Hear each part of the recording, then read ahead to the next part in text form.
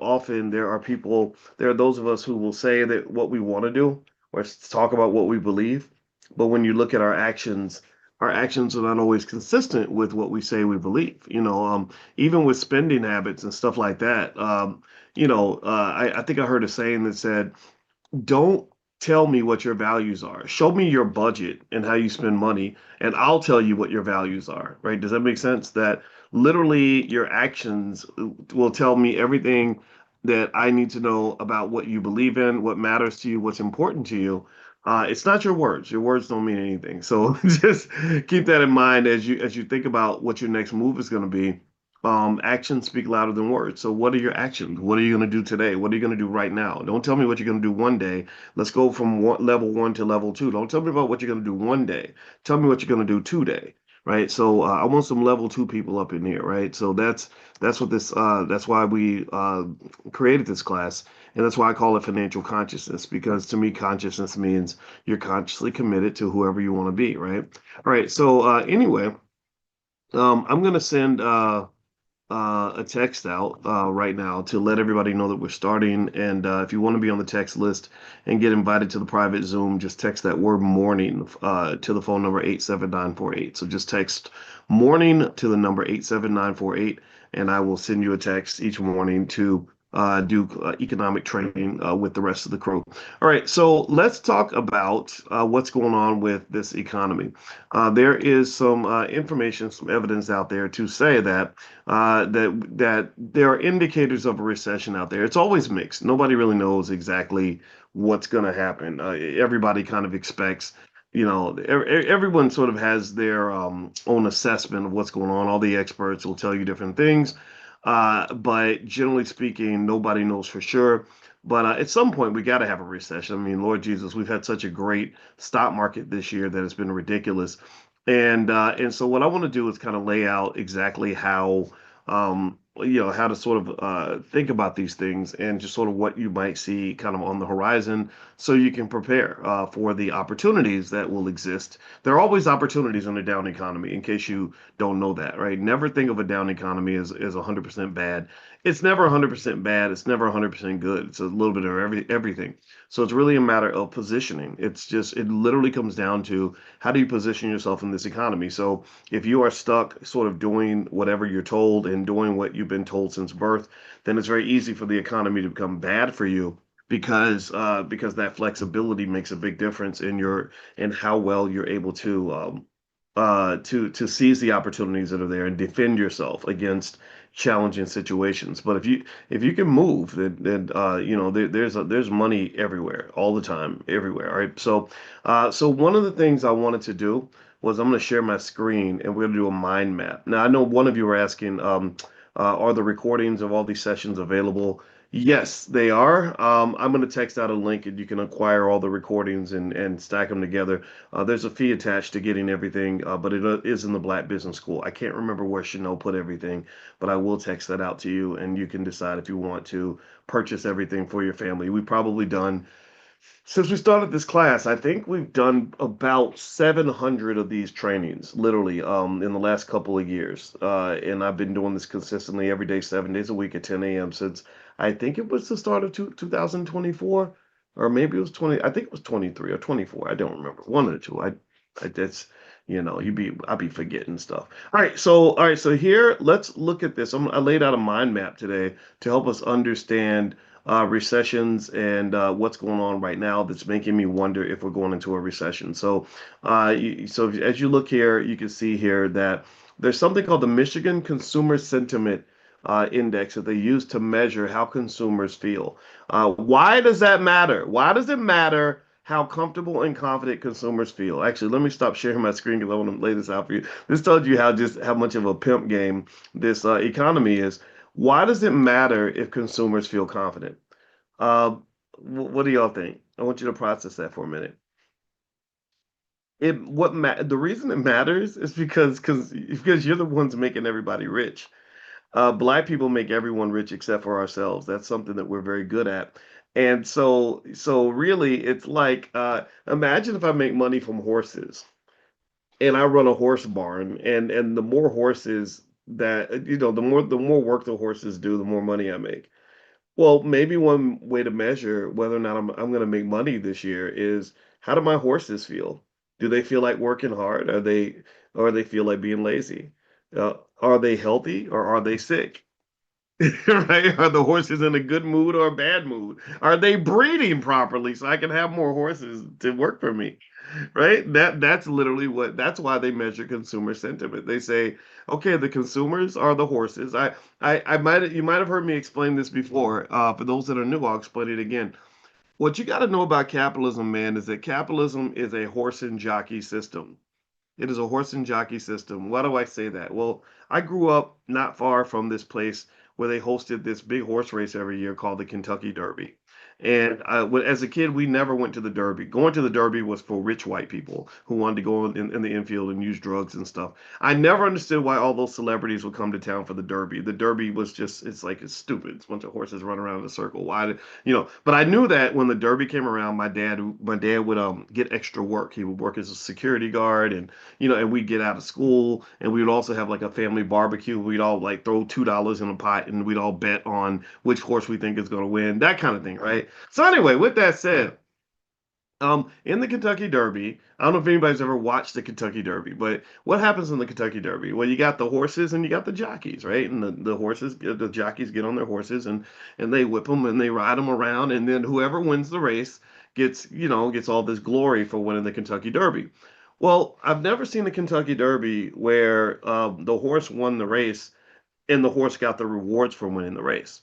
The horse doesn't get the rewards. The horse just is the labor that allows the jockey to get the glory. Do you understand? The jockey is the one who hoists up the trophy. The jockey gets the money. The owner of the horse is the person that is able to benefit financially from the wins. The jockey, the owner, or the owner gets the money and maybe breaks off something for the jockey. Don't nobody break nothing off of the horse. The horse gets like some hay or something to make sure that he can keep on working, right? You give him just enough to make sure he can continue to do his job. So here's what I'm going with this, okay? Capitalism's a horse and jockey system because if you are trained as a child, like most black people are, to simply be the employee of somebody else, then basically you're trained to be somebody's horse. You are their workhorse. They're not going to give you enough to get rich, right? Give me a yes or no if you agree with this. Most jobs don't give you enough money to get rich, do they? They don't say, hey, we want to make sure you have extra surplus so you can save and invest and have financial security. No, they don't. No, you don't do all that. They give you just enough to make sure you can keep coming to work, right? They give you enough money to make sure, okay, can you pay your rent? You got enough food? Great. We'll see you on Monday, right? Wait, you're getting too comfortable? You're starting to build some wealth? Wait, no, that's not appropriate because people who build wealth don't have to come to work. Do you understand? Like just like fat horses don't run races very well. Right? They don't need you to be a fat horse. They need you to be a fit horse, right? And so that's why I'm probably one of the most dangerous black men in America. Not because I'm a thug and all that. That's easy. You could take a thug out, send him to prison. No, I'm dangerous because I'm training you on how to be a big, healthy, fat horse. I want you to be so comfortable that when somebody shows up and says, "Hey, boy, you can come work for me. I'm going to give you an opportunity," you're going to say, "Thank you, sir, but that's okay. My family has given me enough opportunities, and we've got so much wealth over here that we don't actually have to go work for anybody." Do you understand? That's my dream. Dr. King had a dream. A little white boys, little white black girls holding hands. I never had that dream. I don't want to hold hands with a white girl. My dream is that millions of black children will have families that have been so convinced to prepare financially for the future that their children don't have to work for anybody. Do you understand? I want their bank accounts to be fat. I don't want you to be fat because I don't want you to get diabetes or nothing. But I need your bank account to be obese. I want your children to have big, chunky, overweight, bloated bank accounts to the point where they've got so much wealth that literally work. The idea of working for a corporation is something that they're like, oh my goodness, why would people want to do that every day? Why would they want to get up every morning and leave their house and spend time away from their family all day? Right? That's what I want. That's the dream. So really to get to that dream, you got to know the game. That's it. You can't. I mean, you can complain about the game if you want to. It's just going to raise your blood pressure. You could be sad about the game, which is going to make you depressed. Or you could just accept your role in the game, which is fine. I mean, there's millions of our people that are going to always want to work for white people. That's unfortunate. I cannot change that. Or you can pull yourself away from the game, understand the game, gain consciousness, and be able to look at the game from the 100 feet in the air and say, I don't like the way that game is played. I'm not here to be a pawn on your chessboard. I'm gonna play chess myself and not checkers. Do you understand the difference there? And I want you to understand so you know not just what I'm about to break down for you, but I need you to know why this matters. I need you to know why consumer sentiment is so important. Consumer sentiment matters because if consumers are comfortable and happy and confident, then they're gonna keep bankrolling the capitalist system. They're going to keep making rich people richer. They're going to allow the investors, which is many of you, by the way, because you own stock in these companies, they know that they're going to keep spending money, and that money is going to trickle up. Money does not trickle down. Money trickles up, and the shareholders are going to make more money. Do you understand? That's why wealthy people like you and I, you don't act like I'm the only rich person in this room. I know how much money some of y'all got in your bank accounts. That's how we end up getting rich. I'm not saying that it's okay. I'm saying that this is the game, and I just want you to know how to play it. All right. So now that I've said that, now that I've shared that with you, because the what doesn't matter, the what and the how doesn't matter until you know the why. I need you to know why this is important. Let me pull up my mind map again on the screen. I do that. I lose my screen and then I try to find it again, and then I remind everybody that I'm a 54-year-old man who's trying to make sure I can keep up with the technology. All right, so here we go. All right, so let's click on this. All right, so let's break down the Michigan Consumer Sentiment Survey and why the drop is so alarming, why it indicates that we could be going into a recession. And I'm going to end it by telling you exactly how to avoid some of these problems. All right. So that's just way too much. That's too much information. Stop. Why did see that I hit one button, the whole damn thing just explodes. All right, so I'm gonna do this, and then what I'm gonna do is I'm gonna pull this back in, and I'm gonna pull this back in. And no, I see that Boyce, don't click that because you're gonna mess it up. All right, there we go. All right, so here we go. I'm gonna give you some facts and data and suggestions at the end. I don't believe in proposing or posing a problem unless I also propose a solution. I figured that out when I taught math at the University of Kentucky. You don't lay out a problem if you don't plan to solve it. All right, so here all right, so let's go back here. I'm trying to pull this back in. I'm just getting used to this. All right, but it's a great way to visually and psychologically understand the concept. So here, let me suck this back in. There we go. All right, so the index. Look here at the top. It says the index reading has dropped from August to September. It fell from 58.2 to 55.1, which is about a 5% monthly decline, down 21% year over year. So a year ago, consumers were 21% more confident than they are now. Unconfident people don't invest. Unconfident people don't spend. Financially unconfident people don't participate in the economy in the same way. Secondly, the weaknesses across demographics. So when they break groups into age, income, and education levels, they find that in all areas you're seeing a drop. What's an exception? Well, large stock portfolios held up better. So if you have a stock portfolio, which I hope most of you do, you guys know I'm a big believer in the stock market. Well, why would I believe in the stock market? Well, because all the data shows the stock market is the number one wealth generator on the planet. Why would you talk about wealth if you don't go where the money's at? We've had this conversation. I'm not going to just keep repeating this, but I have to repeat this because I need you to understand how serious I am when I tell you stop messing around, start investing in stocks. That's where the money's located. All right, so let's pull this back. All right, so here the sub-index, we have some weakening in the sub-index. What does that mean? Well, you got indexes of consumer expectations, which is just basically what consumers expect to happen in the future. So a lot of the current conditions are also indexing lower, and your people's own finances and income has softened, but only slightly, right? So they got a little less money than they had before and a little less confidence. Also, inflation expectations. You see that there? Inflation expectations are important because that indicates how high people expect prices to be. So give me a yes in the chat if you expect inflation to be higher in the future. Give me a yes if you believe that inflation is going to go up, that maybe the Trump tariffs are going to do it, or that prices are just, that there's something telling you the prices are getting higher. Well, a lot of consumers feel that way right now. And that's a big deal because that affects how they spend money in the moment. And so if you expect inflation to kind of happen, you might spend a little bit more in advance in order to prepare for the inflation, or you maybe aren't as confident because you think prices are going to be too high. And so basically, if you look 1 year ahead and long run, you find that consumers expect inflation to kick in. And then they bring up tariffs and trade policy in some of the articles I was reading this morning. And so 60% of the respondents in the survey mentioned the tariffs, and they weren't even asked about the tariffs. They were unprompted. And that means that people are sensitive to the tariffs. The word tariff has never been used this much in the vocabulary of the average American. You can thank your president for making tariffs a household word. If you want to know the scientific science behind tariffs, they're not always terrible. They're not always bad. They generally are bad for free trade in the global economy. But also the argument being made is that tariffs will protect American industries, which I don't completely disagree with. I think the question then becomes, once we set up the tariff and we block other people from selling in the United States, what are we going to do to replace that? I don't think we do a good enough job as a country, because I think that we need to better prepare our workforce. I believe that with a lot of these industries and a lot of these companies, they don't have Americans that are even prepared to do the jobs. Like we always talk about how people from from south of the border will do work Americans won't do. I don't think that's true. I think that what Americans won't do is they won't do that job for $5 an hour. That's the difference. It's not about the job, because Americans did the jobs before they opened the borders up. But the difference is that when you can pay somebody from Mexico $4 an hour, $5 an hour to do a job that somebody else would expect 25 an hour for, then you see where the motivation for opening borders and immigration comes from.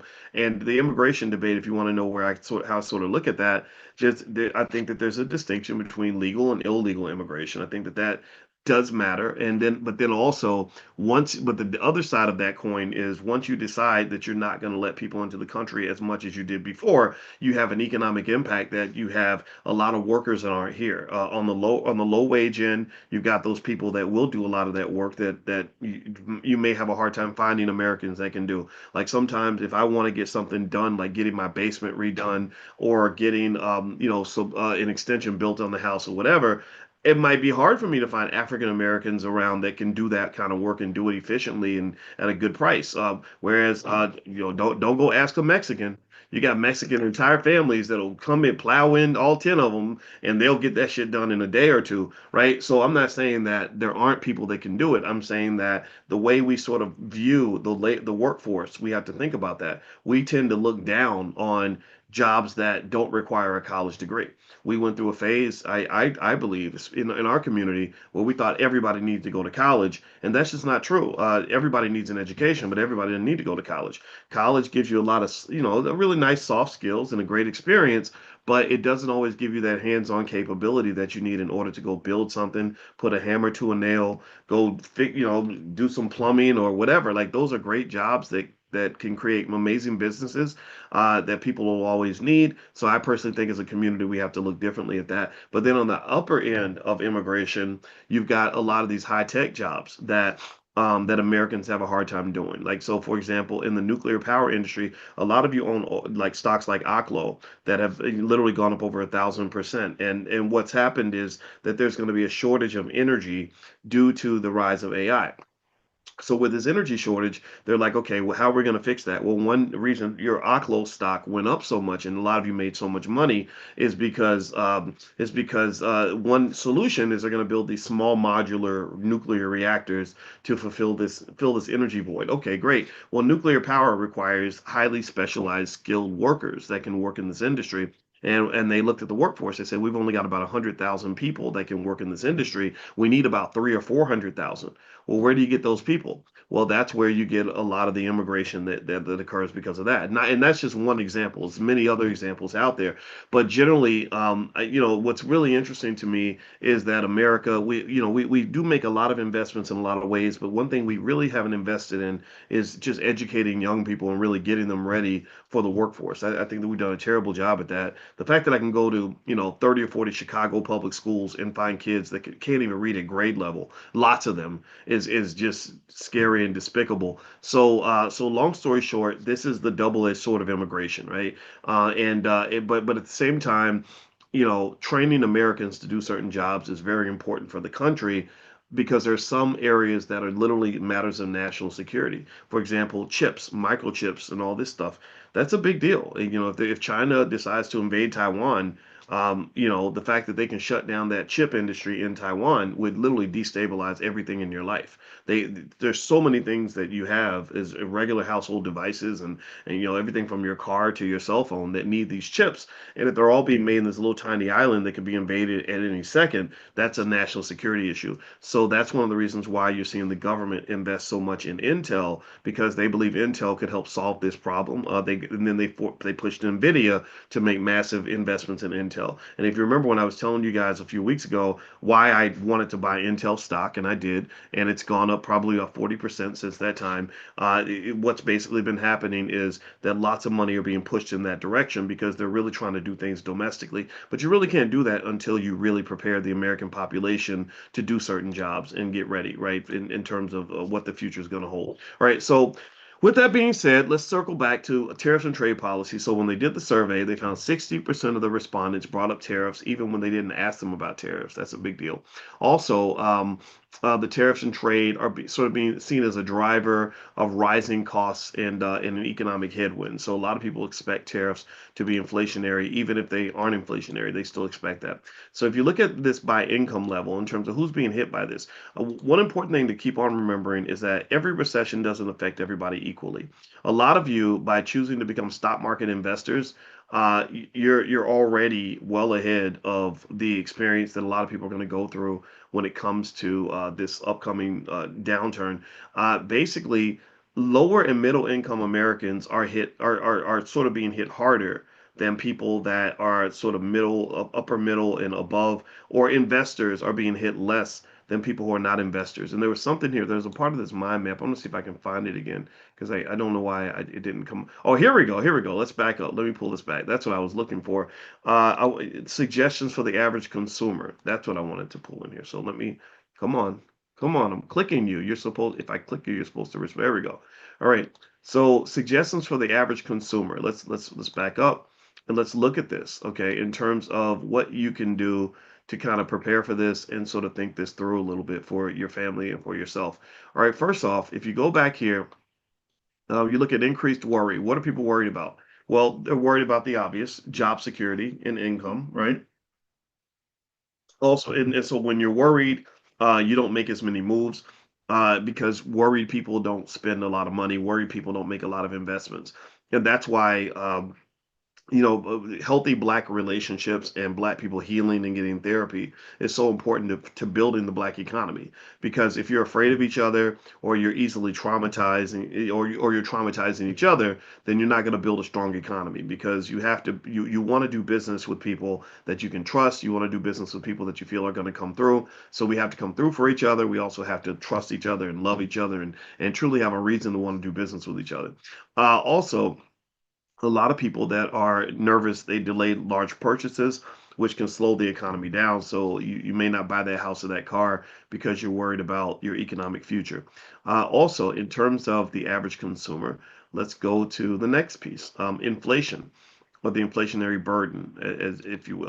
All right, so give me a second. Gosh darn it. Come on. Here we go.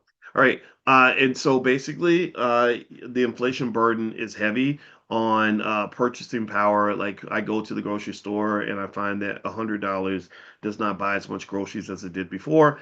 And it tends to hit you hard on essentials, on just basic things that people need. Policy awareness, high awareness of tariffs are influencing daily costs. So a lot of people are affected by what they're seeing in the news with tariffs. Economic buffer. If you have market exposure, what does that mean? That means you own stock. Then you got a natural buffer against this. Why do you have a natural buffer? Well, because I've mentioned to you all something called asset inflation. Inflation doesn't just mean that the price of carrots is going up at the grocery store, or that it costs more for you to go to a Beyonce concert. Inflation also means that if you own stock, then your stocks are going to go up typically. Inflation also means that if you own a house, then the value of your house goes up. So, and I guarantee you the value of your house is going to rise as fast or maybe faster than the price of Beyonce tickets. So you can still enjoy your life as long as you've got scenarios where inflation is sort of working in your favor. So you can think of inflation like a wind, like a tailwind or a headwind. A wind is not good or bad. It just depends on which direction you're going. So is inflation a tailwind for you or is it a headwind for you? For the average American worker, it's a headwind. Why? Well, because your boss is going to keep your wages low because workers don't have any real bargaining power anymore. They destroyed labor unions and all that, so they keep the wages artificially low. So you're working with less money than you had before, but the price of everything keeps going up. This is how they're squeezing the American worker and consumer to the point where at some point it's going to destabilize the country. I don't know when that's going to happen, but at some point people are going to get tired of it and it's going to be like a revolution and everything. But that may be 50 years from now. We'll all be dead. Most of us will be, except for like the kids in the room. Just get ready, learn how to shoot a gun or something because that might matter in the year 2060. Also, the economy feels more threatening for non-investors. So basically, if you're a non-investor, then the economy is a scary thing. So, which is why I want you to be trained to be an investor, so the economy doesn't scare you as much. Okay, and it's not hard to do.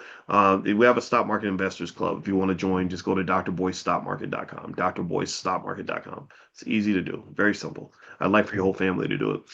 Next, a leading indicator is that this sustained drop really suggests that there could be slower economic growth coming.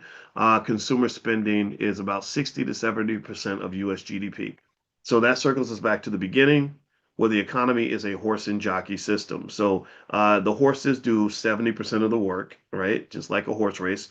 But then the people that own stock make the majority of that money. So if you want to sort of deal with this, just know these facts, right? Consumer spending is really important. That's why they want you spending, they need you working, etc. But you don't necessarily need that for yourself. So make sure you have a balance. It's not that it's bad to spend money. I spend money all the time. My wife spends money too. But what really matters with financial security is, do you have a surplus? Can you establish a surplus? And a surplus, all the surplus means is that you spend less than what you make. Can you live below your means? I have a daughter that lives in Denmark. She married a wonderful guy, a wonderful melanin deficient guy in Denmark, and I make fun of him for that, but he's a really good guy. And one of the things I told her was, I said, I'm super proud of you because you're economically intelligent and you're always going to be financially secure. And she said, "What are you talking about? Like, I don't make a lot of money." I said, "It doesn't matter how much money you make." I said, what matters for you is that you live below your means. Because I know a lot of people who are, I know a lot of people who are who make a lot of money and they don't live below their means. So they're always going to be financially stressed. They're always going to be a day late and a dollar short. They're always going to be a little bit behind. They're going to always be swimming with the water up to their nostrils. So they're going to have to remember, you were in the water and it was too high. You'd be like, right? Because you jumped in the 5 foot into the pool and you're only 4 foot 11. Everybody did that at some point. Well, economically speaking, as long as you're spending less than what you make, then you've got this surplus, and the surplus is what you can actually invest. My friend Julian Gordon said something I thought was really great. He said something like, he said a lot of people have no income. They go to work every day, but they have no income.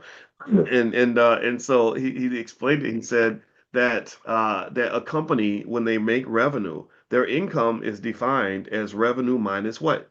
Put it in the chat. Income is defined as revenue minus what?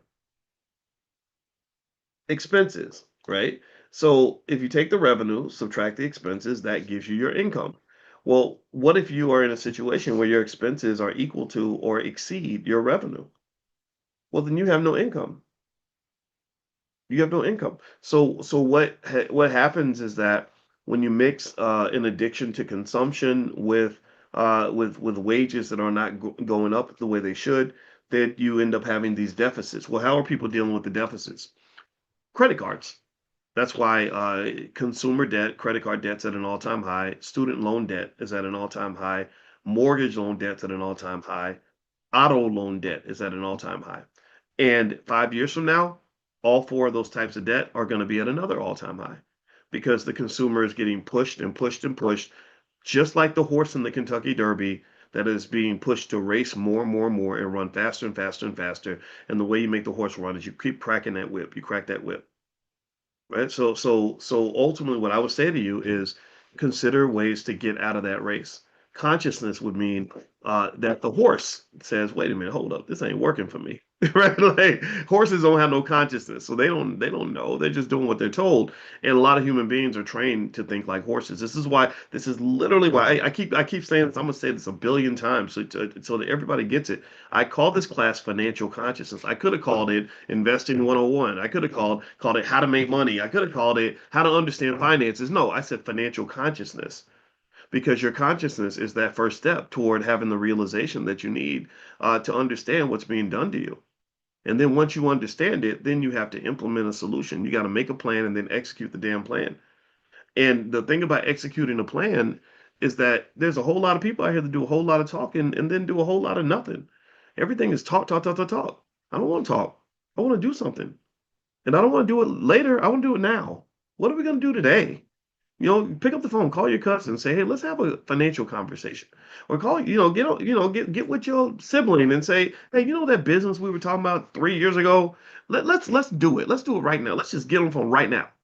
All you got is right now. All you got is right now." When we talk about the stock market and we get in class and I'm breaking it down, I was talking to a group of families yesterday. Um, and one thing that I was telling them about the markets as they were sort of processing what the next move is going to be. One of them was a really impressive family. They might even be in here, I don't know. But I loved it because they had the father, the mother. I could tell that they had been saving and investing for a long time and they ran a business, but they were tired of working all the time. That the father, the mother, the oldest son, and the daughter, and the youngest son, and they were all kind of doing this thing together. And we were talking about strategies on generating income from stock options and stuff like that. And I just said, the thing about the stock market is you can't predict what's going to happen next. It's kind of like life. You don't know if you're going to be dead tomorrow or not. All of us woke up this morning, but that's a blessing. Somebody didn't wake up today. They thought that they had a whole schedule. They had a whole week's planned out. They had a whole schedule this week, but they didn't know they were just going to not be here today. And my sister she used to do autopsies. She still does autopsies, but she did autopsies in Chicago. And it created like an awareness for her because she would meet people that were like young, like she was at the time, like early 30s, who had a full life and a full set of plans. And for whatever reason, they just died. Didn't plan, didn't know, right? So literally nothing is promised tomorrow. And the stock market operates the same way. You can't predict what's going to happen. I said, what one approach is to just take what the market gives you. If it goes down, that's a blessing. That means everything's cheap. If it goes up, that's a blessing. That means all the stocks you own went up in value. Every day's a blessing. Every situation's a blessing. Consciousness, it mixed with practicing just being intellectually flexible and reframing everything allows you to say, okay, the wind's blowing this way, I'm gonna turn like this. The wind's blowing that way, okay, I'm gonna turn like that. Oh, everything's high, okay, I'm gonna get low. Everything's low, I'm gonna get high. Right? You position yourself based on what's gonna work for you, but unconscious people can't really do that. Right? So consciousness in terms of understanding your economics and where you are, where you want to be, I think is essential. And then also part of that consciousness, I believe, should be built around doing it now, doing something now. You can't do it all right now, but do something now. Just you've been wanting to buy some stock, hop in and just buy some, get some this weekend if you can. And then the trade won't be executed till Monday, but still, uh, talking to your family about finances.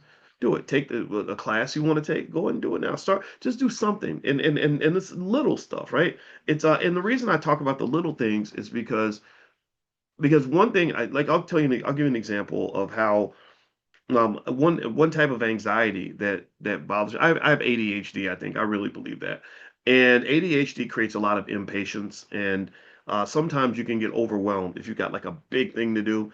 And when you see something really big you have to do, like something's going to take like a year, it's easy to keep procrastinating because you're like, oh my God, that's so much, that's overwhelming. So one way that I manage that anxiety, I guess, is because we all have it. So I might as well just tell you what mine are. And is I live in the moment. I say, okay, boys, let's not worry about what we got to do over the next year. Let's look at what we're going to do for the next 30 minutes. I break my day into 30-minute intervals. I kid you, the whole day, I just literally say, okay, I'm not thinking about what I'm going to do all day because that's a lot. Imagining working 14 hours a day or something, because I do that. I work 12 to 14 hours every day. but I don't get up thinking, oh gosh, this is going to be a great 14-hour day. That makes you want to get back into bed. Especially, I have a little bit of money, so I have a beautiful wife that I can cuddle up with. It's easy to roll back over and just say, I don't want to think about all that. So you know what I do? I say, what are we going to do for the next 30 minutes? We're going to go to the gym. Let's go and go to the gym. Or next 30 minutes. Okay, let's call one of the kids. Next 30 minutes. Okay, let's work. Let's prepare for class, right? So I would encourage you to take those baby steps. And then when you make something part of your culture, it's very easy to continue to do it, right? Make it part of your culture, make it part of your habit. So investing in wealth should be part of your culture. It should be part of your habit. Regular conversations about money and wealth. Check your stock portfolio regularly just to see what's going on, right? And invest consistently. Invest as aggressively as you spend money, and that will be massive in protecting you from the economic downturn. Recessions don't hurt everybody. Never believe that everybody's hurting at the same time. No, that just ain't true. No, recessions hurt people that are economically vulnerable. So if you look at for example, the fact that unfortunately, since the Trump administration got into office, I think 300,000 black women have lost their jobs because of DEI programs being eliminated and government jobs being eliminated, and all that's terrible. I think it's very bad. But I don't understand. I see a lot of people that will complain about it, but I don't always see a lot of people that are willing to do something about it.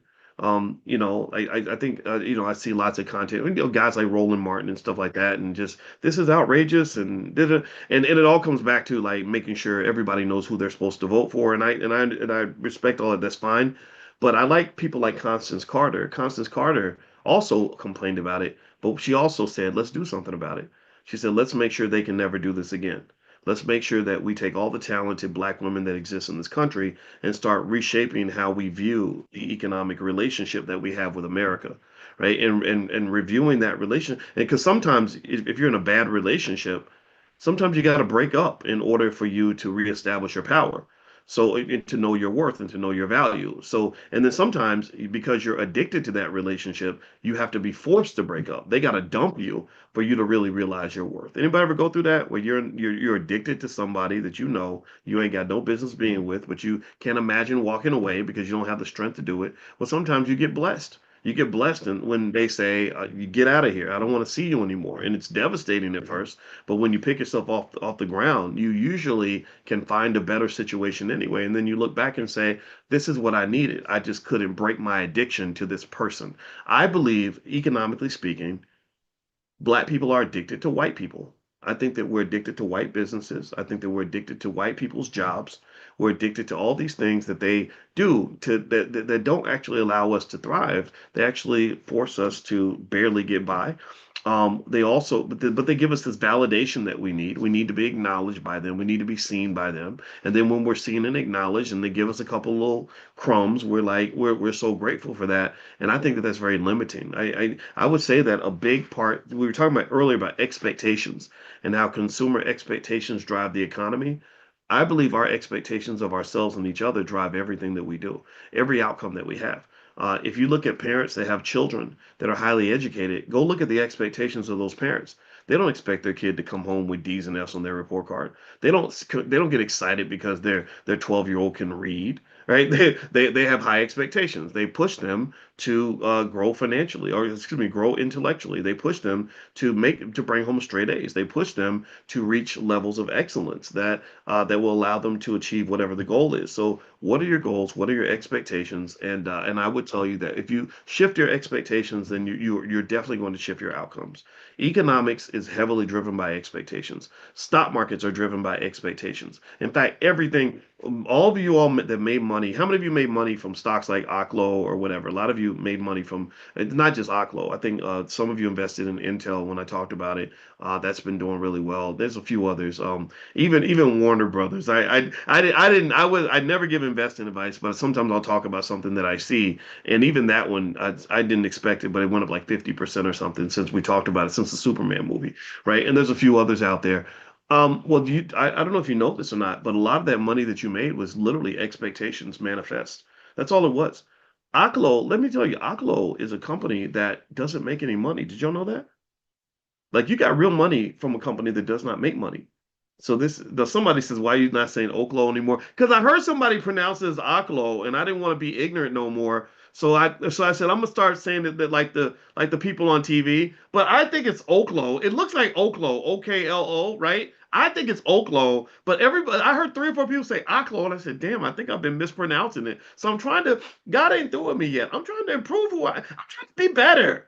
Don't be hating. I'm trying to do better. Anyway, I'm playing. That's so that's what I call it. That's why I say Oklo now or Oklo. I go back and forth. Either way, I might as well just start calling it money because I know I mean when you talk about stock that goes up 1,300% in a year, I don't care what you call it. I just call it like cha-ching. How about that? How about we call it cha-ching? So anyway, with that said though, if you look at Oklo, if you look at that, look at me. I need to stop copying white people. That's the problem. Thinking like a damn slave. Anyway, so with Oklo, we're gonna claim that word or cha-ching. Maybe that's what I'll call it. One thing you would, if you look at that company's finances, what you'll find is they're not even making any money.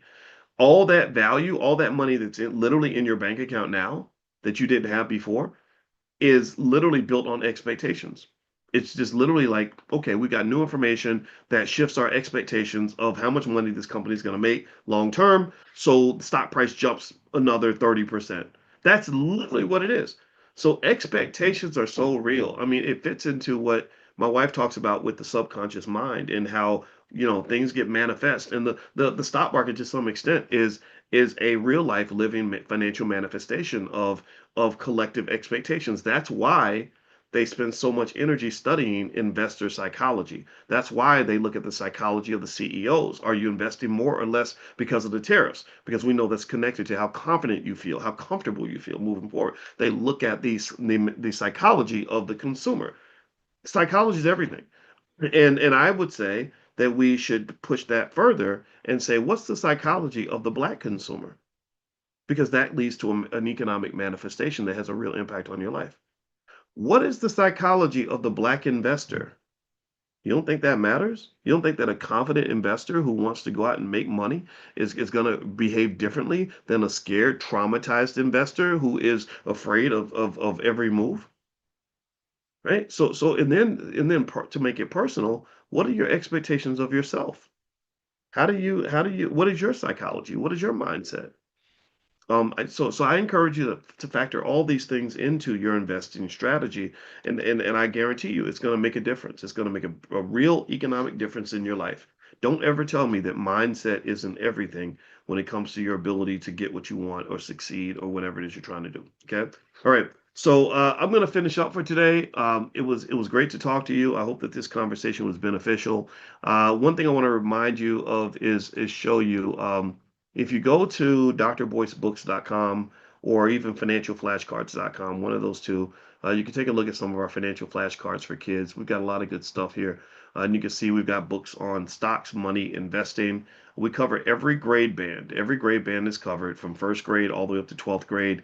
And these are tools and resources that you can find at drboycebooks.com that can help you to figure out how to work with your kids and teach them wealth early. I believe deeply, I sincerely, deeply believe and know for a fact that there should be no limitations on how early and how soon you expose your children to wealth and economics. So we've got our fun financial flashcards. We got flashcards for young entrepreneurs. The 10 Commandments of Black Economic Power, my book, I made flashcards that are a child's version of that. So your kids can be introduced to these simple concepts early.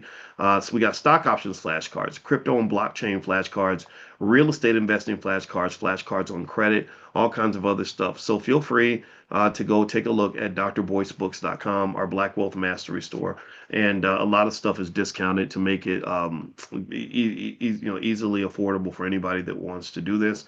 In addition to that, you can resell it if you want to. I don't care if people, if I see you selling my products on the corner, I'm not going to say anything because some of this will make a good business, right? If you want to jump in, and I'm encouraging you to do this because I need help. I can't do every, I don't appeal to everybody, right? Some people listen to me and I probably sound like an asshole because I speak my honest opinion.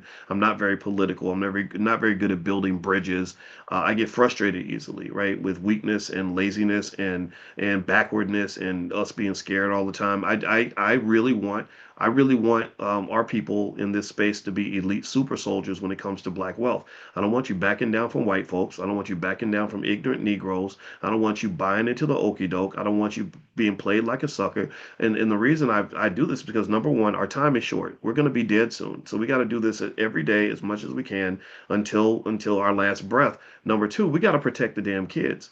I don't want to feed black children into this same meat grinder that we were fed into. I don't want our kids being fed into this oppression mindset and just sort of surrendering. No, I need them to be warriors. I want them to be ready. I want them to be skilled warriors as well. If you're a skilled warrior and you're a prepared warrior, then the courage comes very naturally.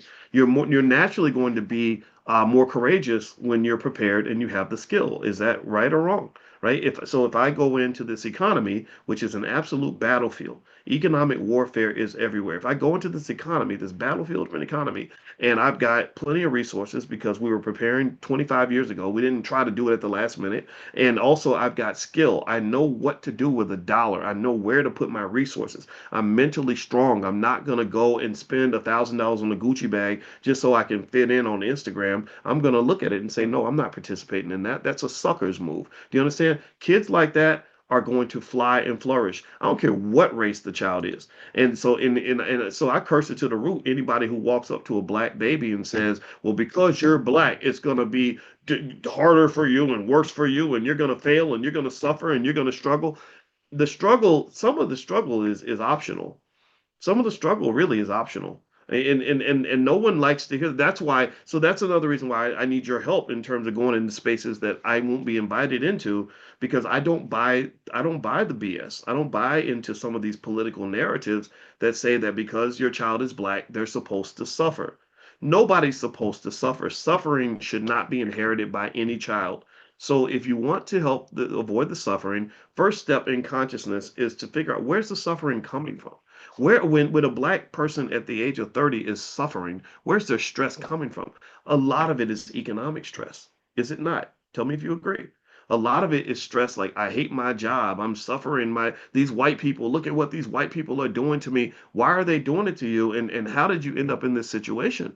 Because if you had another $5,000 in the bank, you could probably fix some of these problems. Just 5 grand. And then if you had 100,000, you could probably fix all the problems.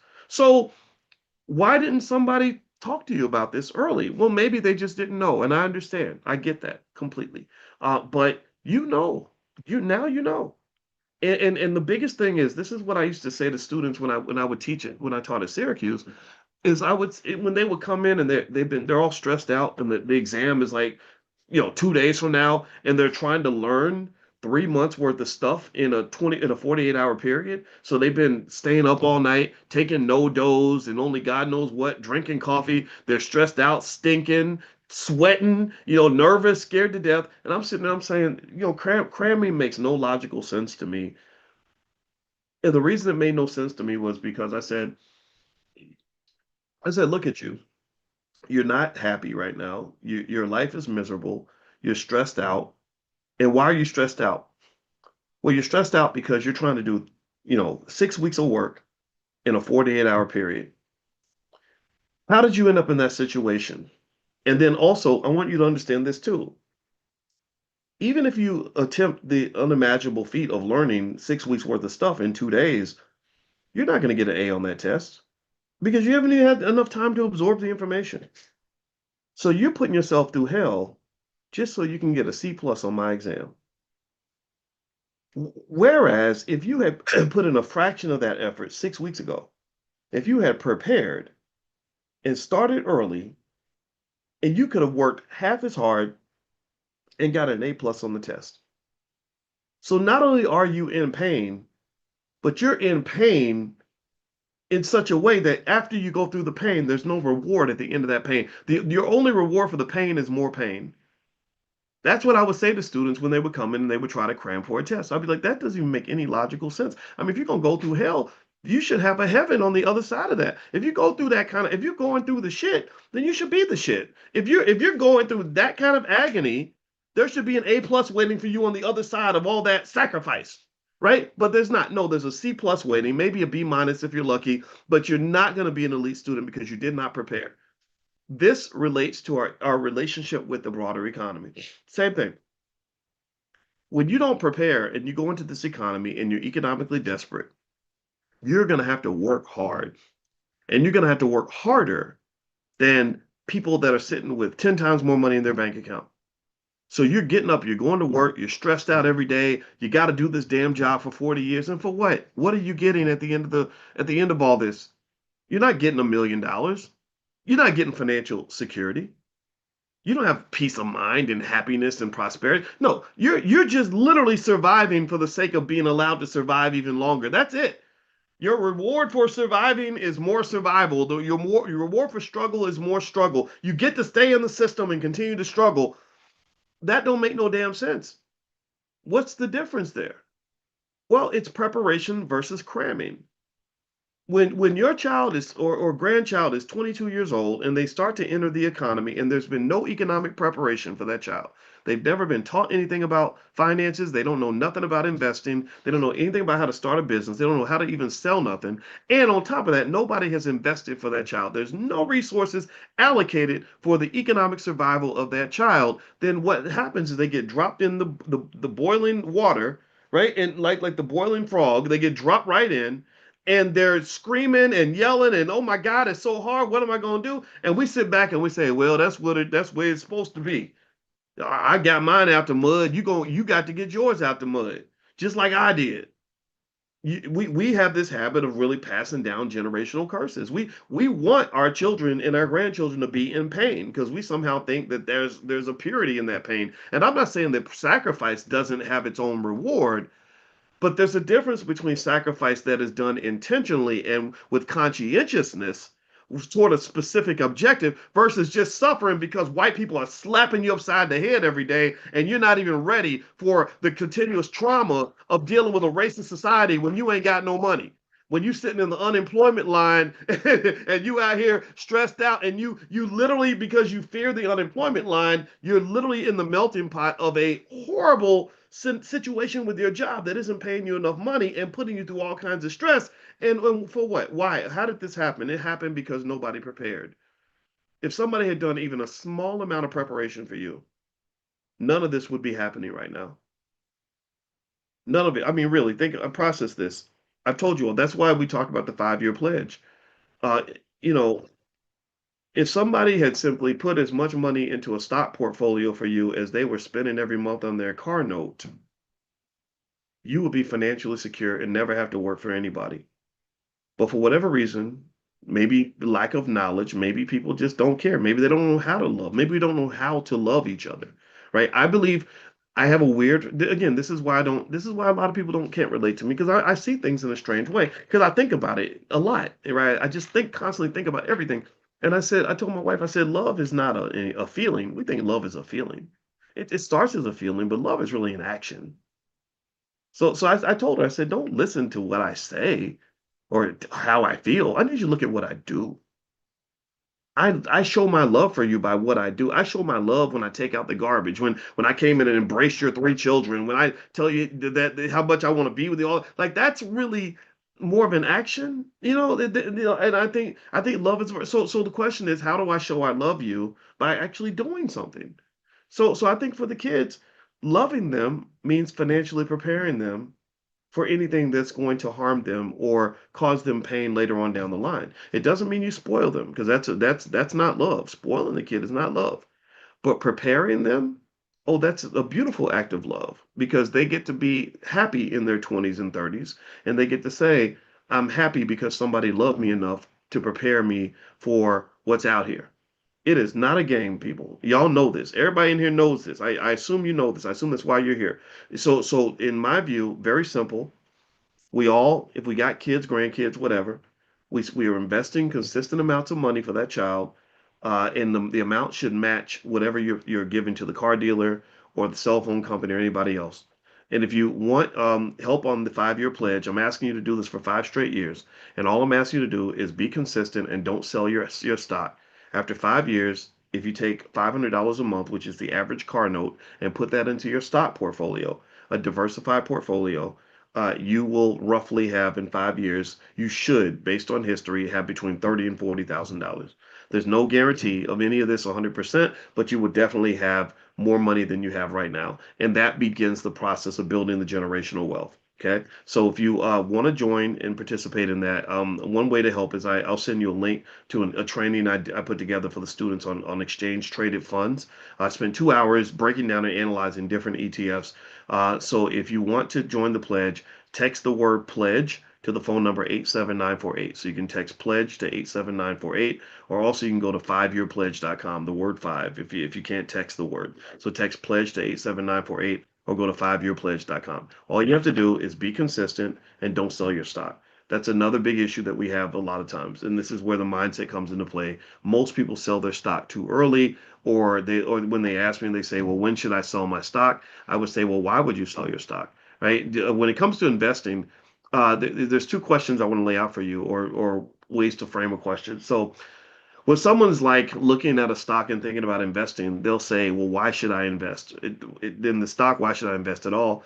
And my response to that question is another question. I would say, well, why not? Why not? I mean, it's better than spending the money, right? At least you got a chance for that money to turn into something more. At least you're putting money, you're saving first. You're right. You're putting your money towards something productive.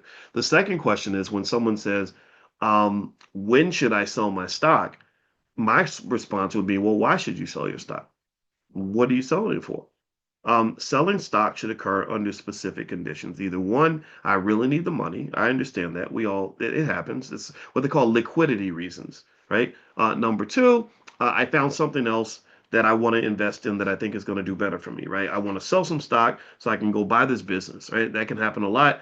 But even selling to go start a business or something is not best for tax purposes. Rich people do something called buy, borrow, and die, where they buy stock and then they don't sell it. They borrow against it and they use that money to go start a business. My wife and I are doing that right now. We're borrowing against the stock portfolio to go into a business that we want to go into together. The third reason you might sell stock would be diversification purposes. So when my Oklo stock, there you go. I'm talking white again. See, that's the problem. That's the brainwashing, right? I'm up here acting like a white man. Okay, so I'm the Oklo. We're gonna call it Oklo or Cha-ching. So when my Cha-ching stock went up the way that it did, I sold some of it, but I didn't sell it because I don't believe in the company. I sold it because I had too much in that stock, right? You shouldn't have all your money in one place. So was diversifying and spreading my money out. Same thing with Nvidia. When I was buying Nvidia, when it was $8, it went up to 130 something. I suddenly had this massive amount of money in one company. And so that's dangerous to have all your money in one place. So I started spreading the money out a little bit, right? Those are the only times you should really sell. This idea that you should buy and then wait for it to go up a little bit and then sell it and cash out.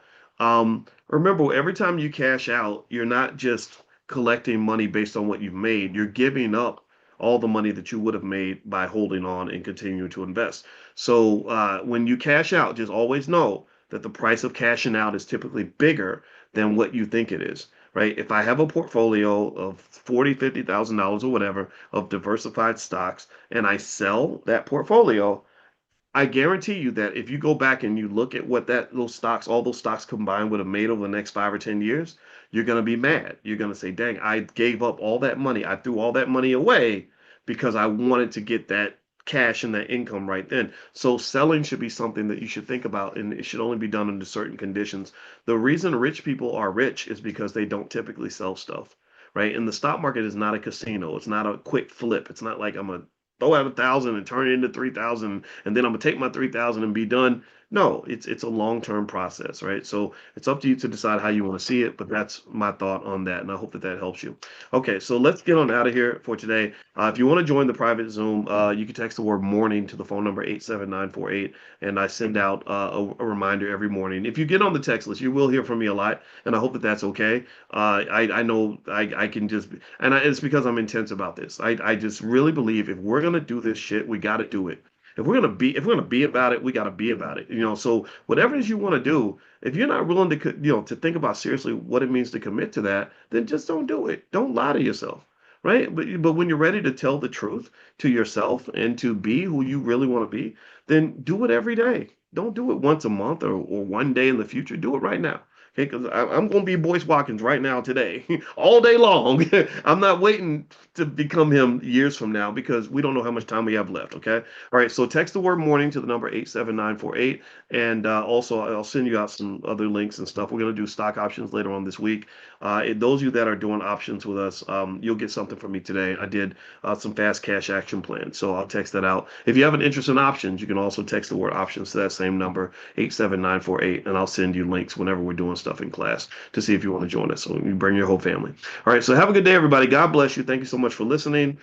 Keep it real, keep it black, and let's go get this money. Talk to you guys soon. Take care. Peace.